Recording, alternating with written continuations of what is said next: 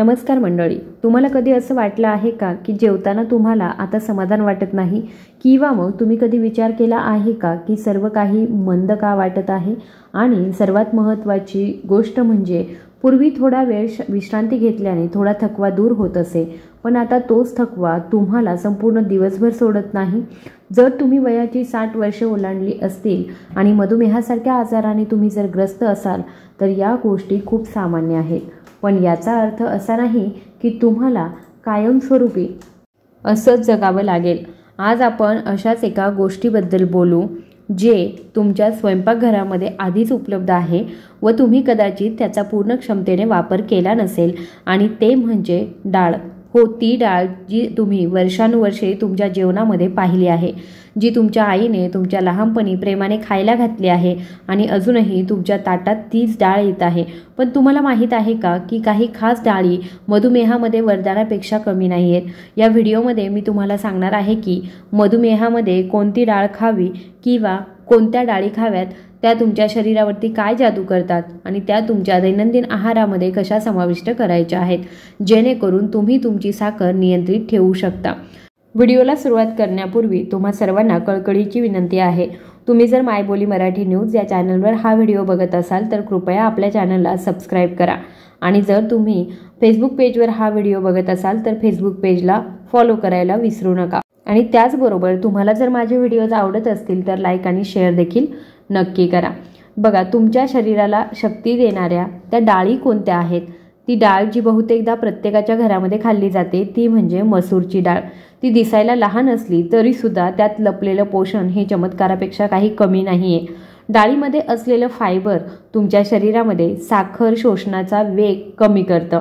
याचा अर्थ असा की जेव्हा तुम्ही डाळ खाता तेव्हा तुमच्या शरीरामध्ये ग्लुकोज हळूहळू बाहेर पडतो, आणि मधुमेहाच्या रुग्णांसाठी ही सर्वात महत्त्वाची गोष्ट आहे। रक्तातील साखर अचानक वाढत नाही किंवा मग कमीही होत नाही, सर्व काही संतुलित राहतं। आता कल्पना करा की जर तुम्ही दररोज तुमच्या आहारामध्ये फक्त अर्धा वाटी डाळ घालाल तर थकवा, अशक्तपणा आणि भूक अचानक कमी होणं यासारख्या तुमच्या तक्रारी किती कमी होऊ शकतात। आणि विशेष म्हणजे ती शिजवायला सुद्धा सोपी आहे आणि प्रत्येक वेळी चव बदलायला लागते, कधी टोमॅटो घालून, कधी हिंग घालून आणि जिऱ्याची फोडणी घालून। ती डाळ अनेक स्वरूपामध्ये आरोग्याचा खजिना आहे। आता आपण दुसऱ्या डाळीबद्दल बोलूया जी खूप कमी लोक मधुमेहासाठी उपयुक्त आहे असं मानतात, पण प्रत्यक्षात बघायला गेलं तर ती खूप प्रभावी आहे। ती म्हणजे चण्याची डाळ। त्यात असलेले प्रथिने आणि फायबरचं प्रमाण खूप जास्त आहे, आणि विशेष म्हणजे त्याचा ग्लायसेमिक इंडेक्स खूप कमी असतो, म्हणजेच ते रक्तातील साखर वेगाने वाढवत नाही। याशिवाय चणा डाळीमध्ये असलेले मॅग्नेशियम आणि लोह हे वृद्धांसाठी खूप महत्त्वाचं पोषक घटक आहे, जे शरीराची ऊर्जा टिकून ठेवण्यास मदत करतात। आणि आणखी एक गोष्ट मी तुम्हाला मनापासून सांगू इच्छिते, जेव्हा तुम्ही वयाच्या या टप्प्यावरती असता तेव्हा शरीर चालू ठेवण्यासाठी फक्त औषधांवर अवलंबून राहणं योग्य मार्ग नाही आहे। अन्न हेच खरं औषध आहे, आणि डाळी भारतीय अन्नाचा कणा आहेत। ते तुमचं पोट तर भरतंच, पण त्याचसोबत तुमच्या पेशींना देखील पोषण देतं, आणि सर्वात महत्त्वाचं म्हणजे तुमची रक्तातील साखर स्थिर ठेवतं। तुम्हाला वाटेल पण मला दररोज ती डाळ खाण्याचा कंटाळा येतो, यावर एक उपाय आहे। तुमच्या जीवनामध्ये या डाळींचा विविध प्रकारे वापर करा। कधी भाज्यांमध्ये डाळी मिसळा, कधी मूग डाळ चिला बनवा, कधी चणा डाळ खिचडी बनवा। चव बदलत राहील आणि शरीराला प्रत्येक वेळी वेगवेगळी डाळसुद्धा मिळत राहील, नवीन पोषणसुद्धा मिळत राहील। आपण बोलत असताना तुम्हाला कदाचित हे जाणवलं असेल की ज्या गोष्टी तुम्ही दररोज दुर्लक्षित करायच्या त्या तुमच्या आरोग्याच्या खऱ्या गुरुकिल्ली आहेत, आणि तेच माझं ध्येय आहे।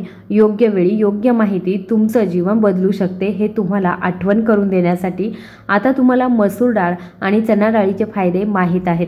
पुढच्या वेळी तुम्ही स्वयंपाकघरात जाल तेव्हा विचार कराल की आज माझ्या ताटामध्ये माझ्या शरीराला आवश्यक असलेली ताकद आहे का? जेव्हा तुम्ही तुमच्या ताटामध्ये मसूर आणि चणा डाळ सारखे शक्तिशाली घटक समाविष्ट करायला सुरुवात कराल तेव्हा माझ्यावर विश्वास ठेवा, तुमच्या शरीरामध्ये होणारे बदल हळूहळू पण खोलवर जाणवतील। आता आपण हलक्या आणि पचण्याजोग्या डाळीबद्दल बोलूया, आणि मधुमेहाच्या रुग्णांसाठी हे वरदानापेक्षा कमी नाही आहे, आणि ते म्हणजे मूग डाळ। मूग डाळ हे आजारी लोकांचं अन्न म्हटलं जातं, पण सत्य गोष्ट ही आहे की ते निरोगी लोकांचं गुप्तशस्त्र आहे. ते फायबर, प्रथिने, व्हिटॅमिन बी, लोह आणि अँटीऑक्सिडंट सारख्या पोषक तत्वांनी समृद्ध आहे. मधुमेहाने ग्रस्त असलेल्यांसाठी मूग डाळीचा सर्वात मोठा फायदा म्हणजे ते पचायला सोपं जातं आणि रक्तातील साखर खूप हळूहळू वाढवतं. साखरेचं प्रमाण वाढत नाही आणि कमी ऊर्जाही मिळत नाही. तुम्ही मूग डाळ अनेक प्रकारे खाऊ शकता. तुम्ही साधी डाळ बनवा, खिचडी बनवा किंवा मग अंकुरलेले मूग सॅलड तयार करा. अंकुरलेले मूग हे पौष्टिकतेचा एक बॉम्ब आहे. त्यात एन्झाईम भरपूर प्रमाणामध्ये असतात. त्यामुळे तुमचं पचन सुधारतं आणि रक्तातील साखरेचं प्रमाण चांगलं नियंत्रित करतं. आता कल्पना करा की जर तुम्ही सकाळी अंकुरलेले मूग आणि दिवसा 1 वाटी मूग डाळ खाल्ली तर तुम्ही दिवसभर किती संतुलन आणि ऊर्जा राखू शकाल. हीच ऊर्जा तुम्हाला मॉर्निंग वॉकसाठी, कामासाठी किंवा तुमच्या मुलांसोबत, नातवंडांसोबत वेळ घालवण्यासाठी लागते. पण गोष्ट इथेच थांबत नाही. आणखी एक डाळ आहे जी थोडी वेगळी आहे पण मधुमेहाच्या रुग्णांसाठी खूप फायदेशीर आहे आणि ती म्हणजे उडदाची डाळ. हो, तीच उडीद डाळ ज्यापासून तुम्ही चविष्ट स्वादिष्ट डोसा बनवता, इडली बनवता. पण जर तुम्ही ती सौम्य मसाल्यांनी शिजवून खाल्ली तर ती शरीराला ताकद देणारी डाळ बनते. उडदाच्या डाळीमध्ये प्रथिने तसेच कॅल्शियम आणि लोह असतं जे हाडं मजबूत करतं आणि मधुमेहामध्ये हाडांची ताकद राखणं खूप गरजेचं असतं. कारण साखरेचा केवळ रक्तावर परिणाम होत नाही, त्यामुळे हाडं आणि स्नायू देखील हळूहळू कमकुवत होऊ लागतात. तुम्ही आठवड्यातून 2-3 वेळा ही डाळ खाऊच शकता. तुमच्या आहारामध्ये याचा समावेश नक्की करा. विशेषतः जेव्हा तुमच्या शरीराला थंड हवामानामध्ये थकव्याच्या वेळी किंवा मग तुम्ही अलीकडेच काही शारीरिक श्रम केले असतील तेव्हा जास्त ताकदीची आवश्यकता असते. आणि आता एक गोष्ट जी तुम्ही आतापर्यंत ऐकली नसेल, मिश्र डाळी म्हणजे 2 किंवा 3 डाळी मिसळून एक डिश बनवणं. जेव्हा तुम्ही मसूर डाळ, मूग डाळ आणि चणा डाळ एकत्र भिजवता किंवा शिजवता तेव्हा तुम्हाला एकाच प्लेटमध्ये प्रत्येक डाळीचे फायदे मिळतात.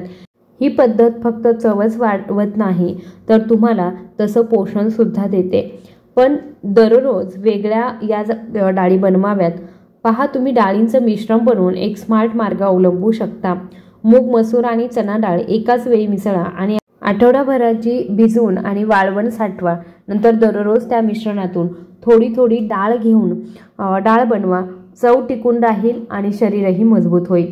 मला माहीत आहे की 60 वर्षानंतर अन्न फक्त पोट भरण्यासाठी नसतं तर ते शरीर चालू ठेवण्यासाठी, औषध टाळण्यासाठी आणि आपलं हृदय आनंदी ठेवण्यासाठी सुद्धा आवश्यक असतं.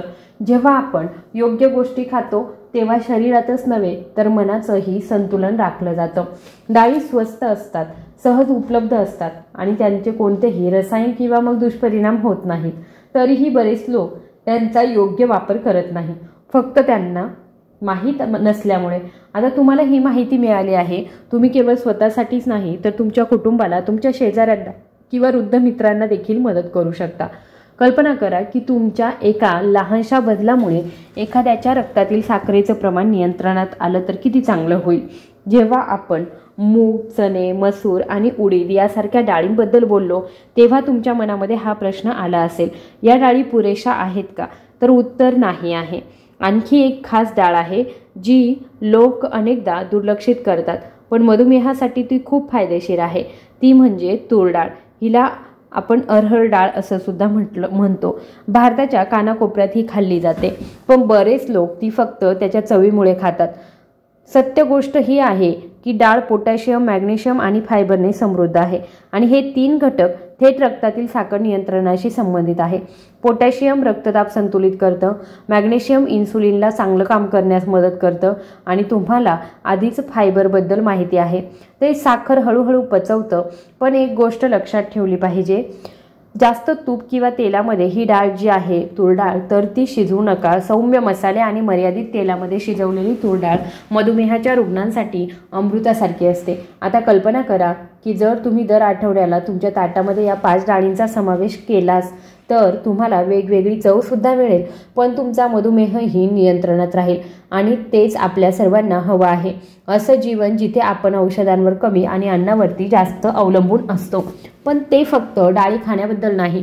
तुम्ही कधी जेवत आहात, तुम्ही कसे खात आहात आणि त्यासोबतच तुम्ही काय खात आहात हे सर्व तितकंच महत्त्वाचं आहे. सकाळची सुरुवात हलक्या अंकुरलेल्या मूग किंवा मग मसूर डाळीने करणं हा एक उत्तम पर्याय आहे. दुपारी चणा किंवा मग तूर डाळीसह तपकिरी तांदूळ किंवा मग रोटी आणि रात्री हलकी उडीद डाळ किंवा मग मूग डाळ ही दिनचर्या तुमची पचनक्रिया सुधारत नाही तर साखरेची पातळी देखील स्थिर ठेवते। आणि हो, त्यात सॅलड, लिंबू किंवा थोडीशी मेथी डाळीसोबत दाणा चटणी अशा गोष्टींचा समावेश करा। या छोट्या छोट्या गोष्टींचा मोठा परिणाम होत असतो। आता आणखी एक महत्त्वाची गोष्ट म्हणजे मधुमेह फक्त खाण्याने नियंत्रित होत नाही, त्यात तुमची मानसिक स्थिती देखील मोठी भूमिका बजावते। जेव्हा तुम्हाला माहीत असतं की तुम्ही ते जे खात आहात ते तुमच्या शरीरासाठी फायदेशीर आहे, तेव्हा तुमच्यामध्ये एक आत्मविश्वास निर्माण होतो आणि हा आत्मविश्वास हा आजार नियंत्रित करण्याची सर्वात मोठी ताकद आहे। मला माहीत आहे की बरेच लोक असं मानतात की आता मी म्हातारा झालो आहे आणि आता त्याने काय फरक पडेल, पण मी तुम्हाला सांगू इच्छिते की तरीही फरक पडतो। दररोज प्रत्येक घास, प्रत्येक विचार स्वतःला सुधारण्यासाठी एक नवीन संधी आहे। तुमच्या ताटामध्ये डाळ आहे याचा अर्थ असा की तुमच्याकडे पर्याय शक्ती आणि नियंत्रण सुद्धा आहे। असा विचार करा की तुम्ही वर्षानुवर्षे खाल्लेली डाळ आता तुम्हाला एक नवीन ऊर्जा देऊ इच्छित आहे। जर तुम्ही ते योग्य पद्धतीने स्वीकारलं तर आजपासून हा बदल सुरू करूया। तुमच्या स्वयंपाकघरामध्ये पहा की कोणती डाळ नाहीये, जर नसेल तर पुढच्या वेळी ती बाजारातून आणा आणि सर्वात महत्त्वाचं म्हणजे कधीही स्वतःला कमकुवत समजू नका। तुम्ही जितके विचार करता त्यापेक्षा तुम्ही बलवान आहात। जर तुम्हाला या गोष्टी थोड्याशा उपयुक्त वाटल्या तर हा व्हिडिओ तुमच्या मित्रमैत्रिणी, शेजारी आणि नातेवाईकांसोबत नक्की शेअर करा। विशेषतः जर ते मधुमेहाशी झुंज देत असतील तर कोणाला माहीत आहे तुमचा एक शेअर त्यांच्या आयुष्यामध्ये मोठा बदल घडून आणू शकतो। आणि जर तुम्हाला दर आठवड्याला अशी माहिती आणि प्रेरणादायी व्हिडिओ मिळवायचे असतील तर आपल्या चॅनलला सबस्क्राईब करायला विसरू नका। त्याचबरोबर फेसबुक पेजवर जर हा व्हिडिओ बघितला असेल तर फेसबुक पेजला फॉलो करायला विसरू नका। धन्यवाद।